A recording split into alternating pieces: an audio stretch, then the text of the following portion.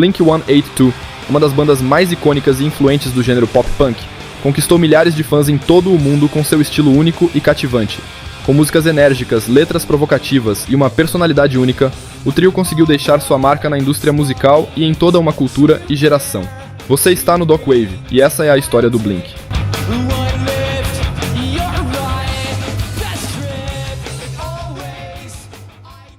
O Blink começou em 1992, em San Diego, na Califórnia.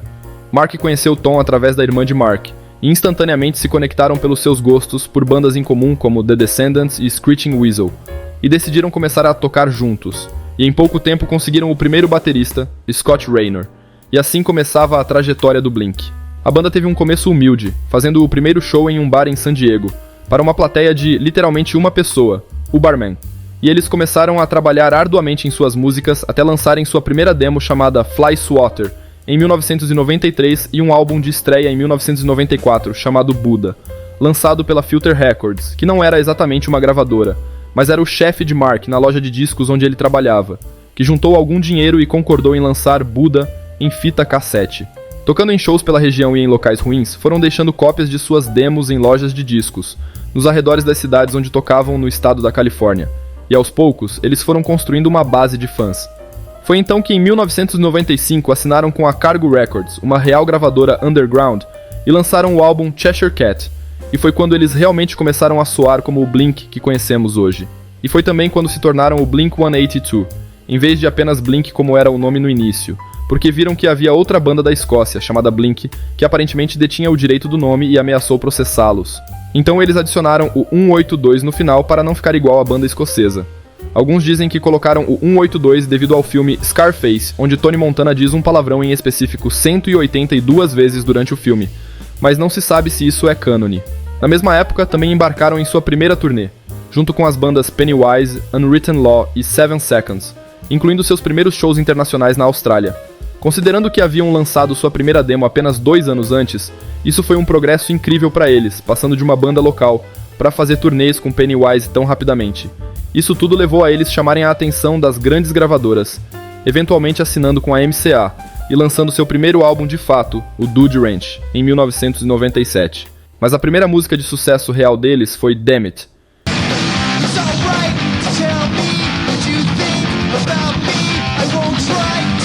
que começou a tocar no rádio no sul da Califórnia, onde eles eram locais, depois nas rádios de outros estados, e eventualmente a MTV pegou o videoclipe dessa música e o colocou em sua grade de clipes durante sua programação, e logo em seguida também lançaram o clipe Josie, que começou a ser transmitido pela emissora.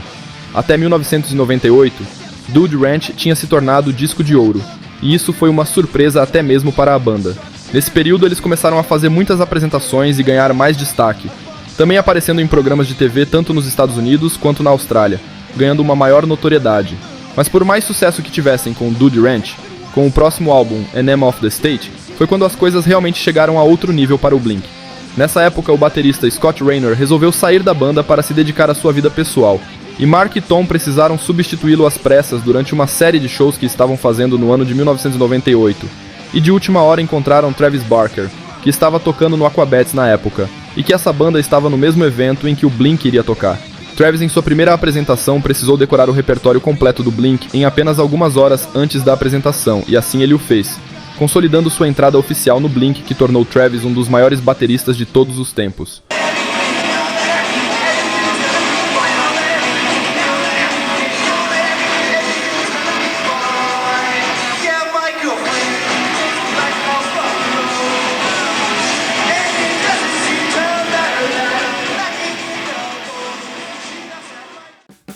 Com um novo membro na formação do Blink, eles começaram a gravar o icônico álbum Enema of the State. Com o lançamento desse álbum, já com o primeiro single, What's My Age Again, foi um sucesso, e ao mesmo tempo chamou a atenção devido ao clipe, e foi a primeira música de fato a tocar em uma rádio mainstream.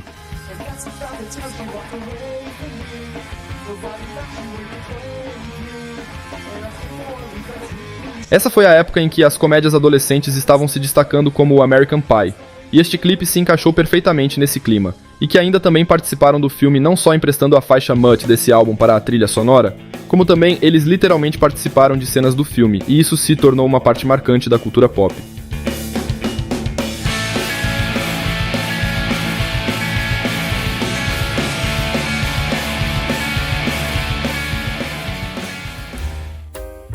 O Blink é conhecido por sua personalidade engraçada e senso de humor único.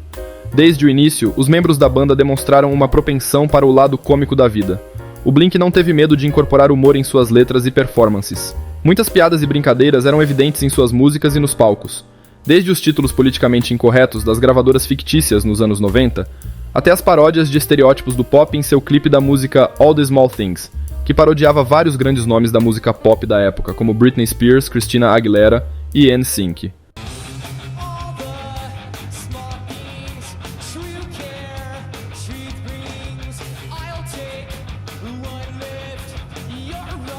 All the Small Things foi o próximo single de grande sucesso da banda, e o que realmente os transformou em um nome conhecido até para quem não era familiarizado com o gênero. A estética visual do Blink também desempenhou um papel fundamental que consolidou o gênero e a época do final dos anos 90 até meados dos anos 2000, usando bermudas dicks largas e camisetas justas que influenciou toda uma geração e inspirando diversas bandas da mesma época. Os elementos de humor e estilo visual ajudaram a consolidar a identidade do Blink como uma banda icônica.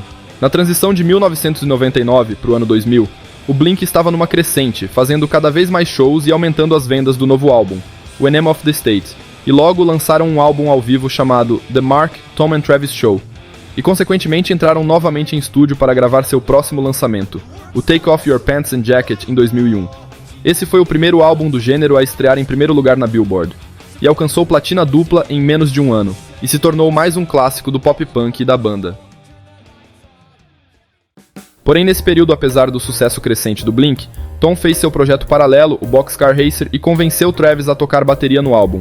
E Travis, nesse período, também fez seu projeto paralelo, o Transplants, junto com Tim Armstrong, da banda Rancid. Já em 2003, o Blink lança seu álbum self-titled mais mainstream de todos até esse período, o que realmente colocou a banda em outro patamar de sucesso, pois muitas pessoas fora do circuito underground e do gênero pop punk, e que gostavam da banda desde seus álbuns anteriores, começaram a ouvir suas músicas. Isso porque nesse período, a sonoridade da banda estava mudando, e já não soava mais tão pop punk e com as clássicas piadas como nos álbuns anteriores, alternando com um estilo mais emo e melancólico.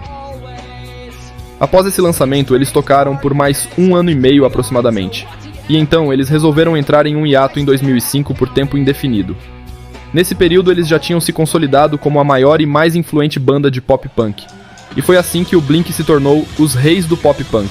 E se você gostou desse vídeo, não esqueça de deixar seu like e se inscrever no canal. Até mais!